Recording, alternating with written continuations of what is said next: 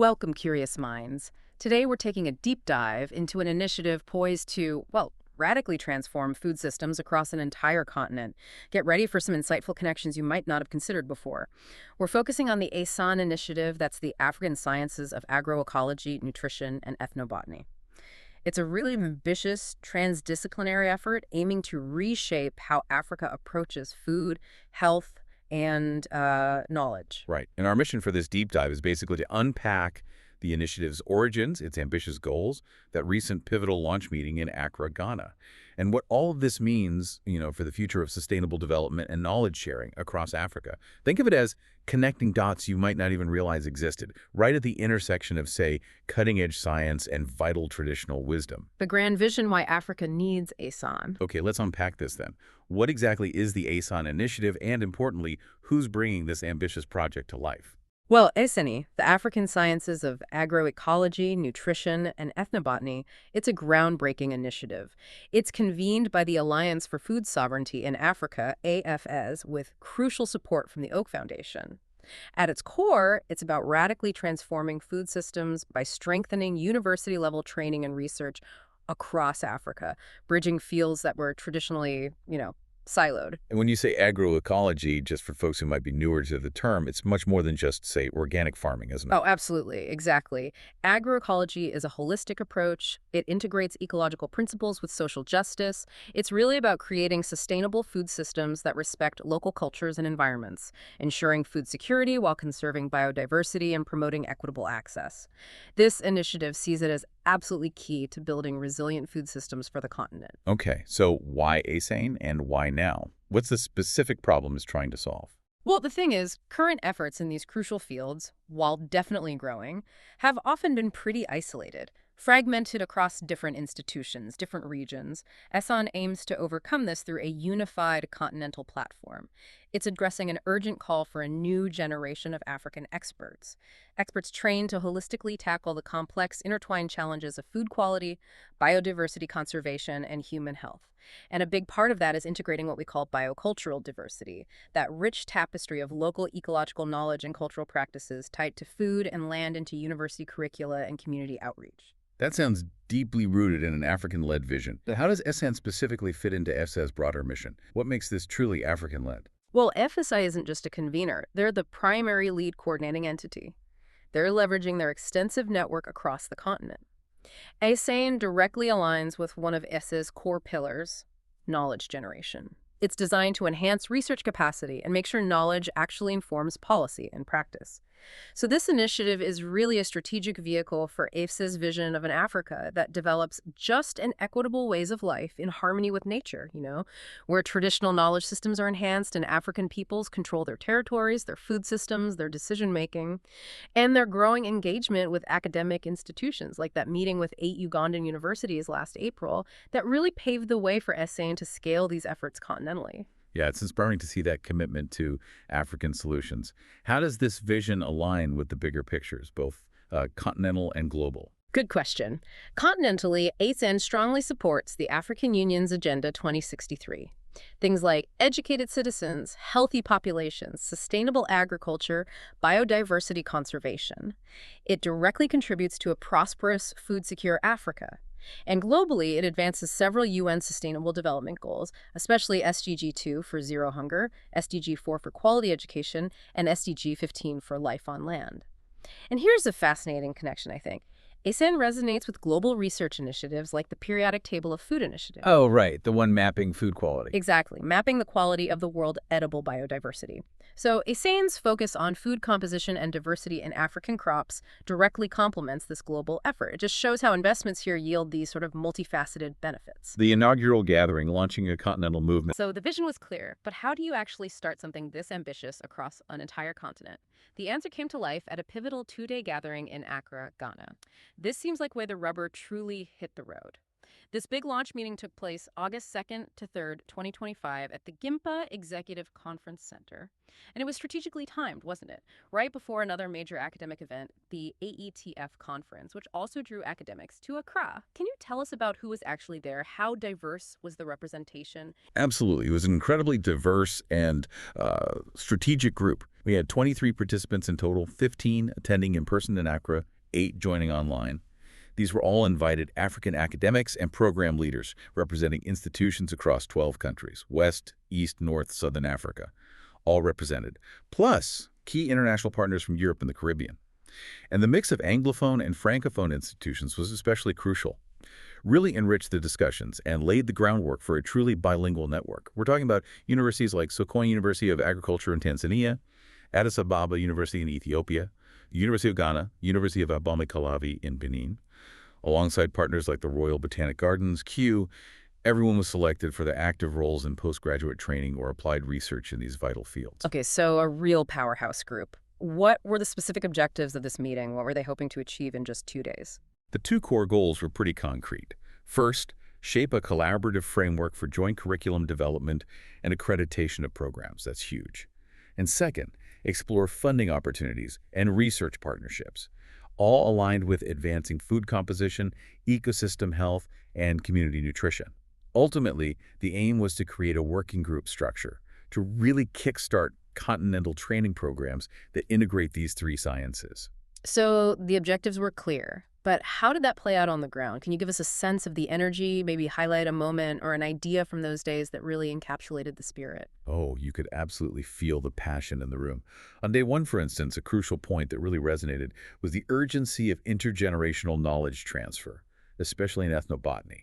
One participant powerfully highlighted that ethnobotanical knowledge remained undocumented or confined to elders in rural areas. That's a real risk.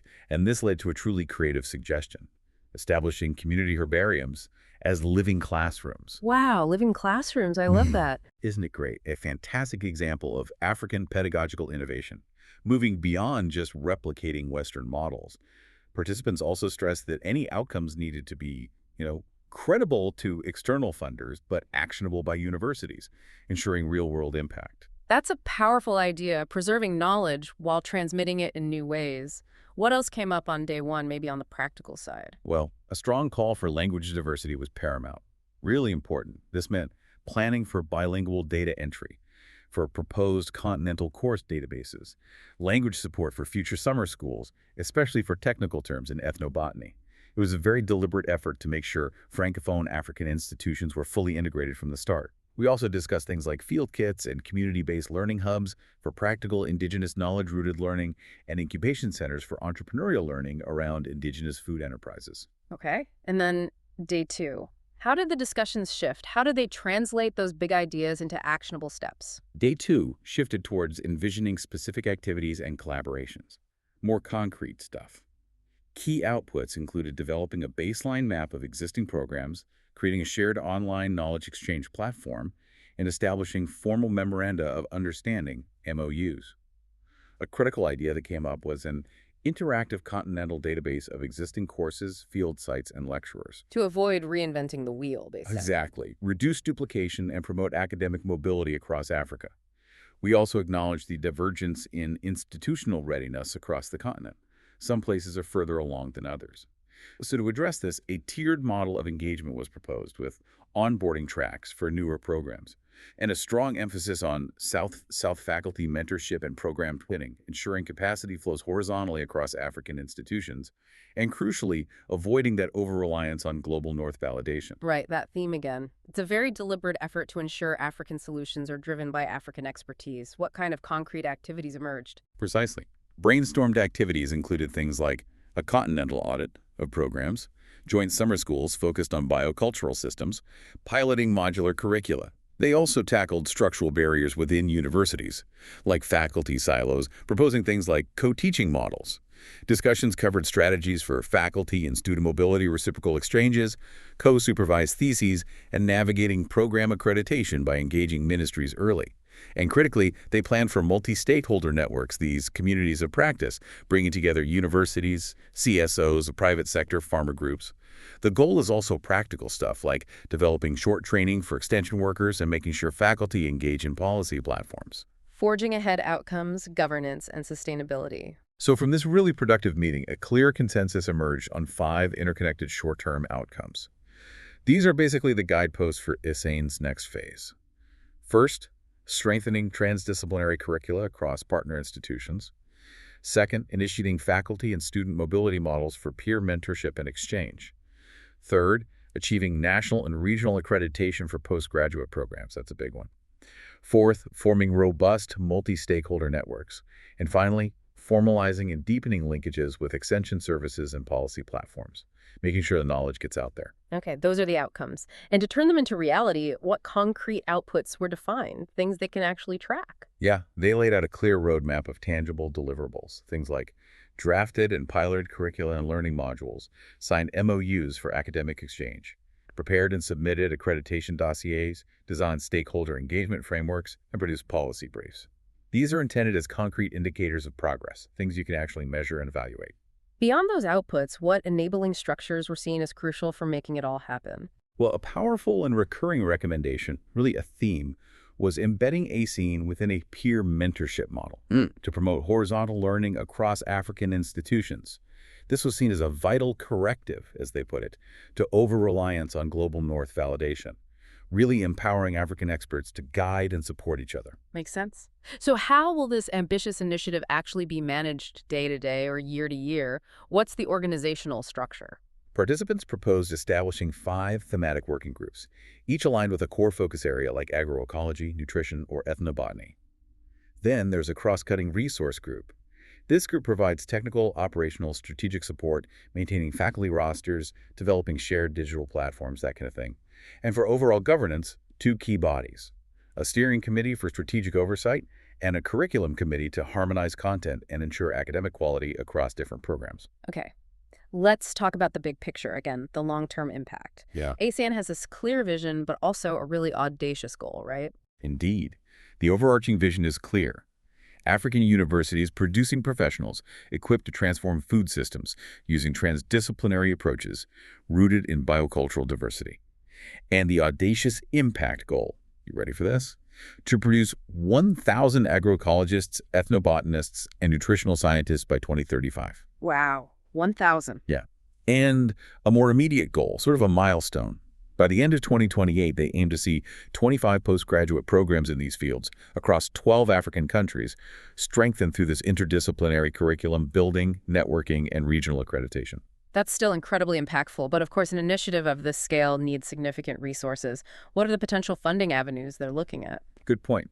They're exploring diverse co-financing models, combining donor support with institutional and government contributions.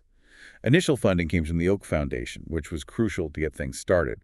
But future sources include African Union Innovation Funds, UN agencies like FAO, UNESCO, WHO, bilateral donors, CETA, NORAD, GIZ are mentioned, and national ministries. There's also potential to tap into EU schemes like Horizon Europe and Erasmus Plus consortia, structured as partnerships between European and African institutions. So really trying to build a broad funding base for sustainability. Navigating challenges and keeping the momentum. Now, no initiative this big is without its hurdles, right?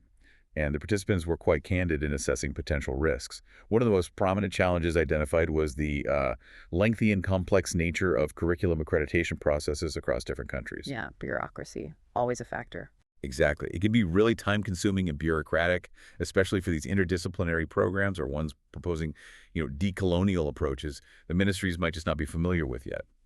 There were also concerns about that divergence in institutional readiness we mentioned earlier. Some universities just have more capacity right now than others. Okay, but for every challenge, there's usually a proposed solution, or at least a strategy. What mitigation plans are in place? Right. To bypass those potential accreditation delays, institutions can pilot short courses in summer schools. These act as early wins, providing proof of concept and building momentum without needing that full, lengthy accreditation right away. Capacity gaps. They plan to address those through mentorship and co-teaching models. Inclusivity is also key. Bilingual resource development. English and French plus translation support during meetings. That ensures equitable participation across language groups. And crucially, they're creating a collaborator and advisor database to bridge institutional and regional gaps, really fostering that spirit of South-South cooperation. So it's clear this isn't just a one-off meeting, it's designed as a sustained effort. How is the momentum being maintained now that the launch is done? Good question. They've established a weekly Zoom webinar series. This keeps the thematic focus, allows working groups to report progress, share tools. There's a shared Google Drive, so all materials are accessible, and all the webinars are recorded, archived, transcribed, making them available for anyone who can't attend live across time zones. A public summary report will also be shared widely.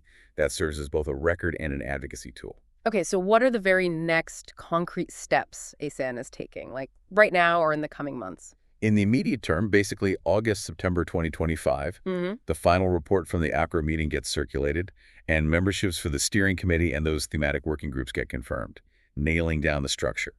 By the end of 2025, the aim is to initiate co-design of pilot curricula, identify 15 anchor universities, the ones who will lead implementation and mentoring, and submit multi-year funding proposals. Oh, and the online ASANE knowledge platform is also set to launch by then. Busy end to the year. And looking further ahead. Yeah, between 2026 and 2028, activities will expand, implementing and evaluating 3 to 5 of those new postgraduate programs. And a second in-person convening is tentatively planned for 2028 to take stock and plan the next phase. Behind the scenes, the architects and the conversations. We've heard a lot about the strategic thinking, the big picture, but what about the people making this happen day to day, and what do their real-time conversations actually look like? Let's maybe highlight one key figure behind that Accra meeting. Absolutely. Dr. Kieran Ordain served as the dedicated consultant for the launch meeting. His role was just crucial. He was essentially the operational backbone for this whole complex event, developing the detailed work plan, finalizing the agenda, managing communications, overseeing all the logistics, the reporting, everything. And his background is uniquely suited. Over 15 years as a public health and nutrition consultant, deep experience in nutrition-sensitive agriculture, food security, program evaluation. He's lectured at the University of Ghana, University of Zambia. He even contributed to significant AFSA initiatives before, like a meta-analysis of agroecological practices across 11 African countries. So this isn't just theory for him, it's grounded in extensive practical African experience. Right. And the coordination of something that's multi-country, multi-stakeholder, Yeah. it sounds incredibly complex. What insights do the source materials give us into the real-time communication that made it all possible? Oh, it's fascinating. Before the in-person meeting, they used virtual Zoom sessions in July to lay the, quote, intellectual foundation. But the real hub for rapid-fire decisions and updates, a WhatsApp group. Of course. Modern problem solving. Totally. Imagine the dynamic daily messages about everything from intricate flight estimates and visa requirements. Oh, I bet visas were fun. Oh, yeah. Managing attendance lists, troubleshooting hotel bookings, coordinating airport pickups, all happening in real time. This group allowed for immediate problem solving. Like when one participant couldn't travel last minute due to sickness, they had to quickly figure out replacement costs, budget implications. Or there was this detailed back and forth about hotel room rates at the venue, which apparently jumped unexpectedly because of currency fluctuations. The gritty reality of international organizing. Exactly. It reveals the very practical, often unpredictable challenges. But it wasn't just logistics. Deep academic discussions unfolded there too. For example, there was a really nuanced debate on distinguishing climate-smart agriculture from ASANE's more holistic agroecology approach. Participants were sharing articles, proposed definitions right in the chat. There were also discussions about inviting academics from Latin America, like Miguel Altieri, to share insights on South-South exchange, again, reflecting that commitment to avoiding global North validation. Even making sure simultaneous French-English translation was sorted out for online meetings, all ironed out in real time. It just underscores their commitment to linguistic inclusivity. Outro. What a journey through the ASEAN initiative. This deep dive has really shown us not just the ambition, but the meticulous planning, the passionate collaboration, and the real-time problem solving that goes into building a movement of this scale. It's a truly African-led effort aiming to transform food systems through interdisciplinary education, rooting cultural integrity, social justice, and ecological sustainability. Yeah, the commitment to collective leadership, open knowledge exchange, and that radical inclusivity bridging linguistic, geographic, disciplinary divides. It's truly inspiring. And that ultimate goal, training 1,000 African agroecologists, ethnobotanists, and nutritional scientists by 2035, is just a powerful testament to their vision for a self-determined, food-secure Africa. So for you, our curious listener, here's something to chew on. How might the integration of these diverse, sometimes overlooked knowledge systems, from traditional plant use to community-based learning, how might that transform not just agriculture, but public health and cultural continuity in Africa? And maybe think about what lessons this focus on the South cooperation offers for other global challenges, particularly in how we approach knowledge sharing and capacity building worldwide. Lots to think about. That's all for this deep dive. Join us next time for more essential insights and hopefully some surprising discoveries.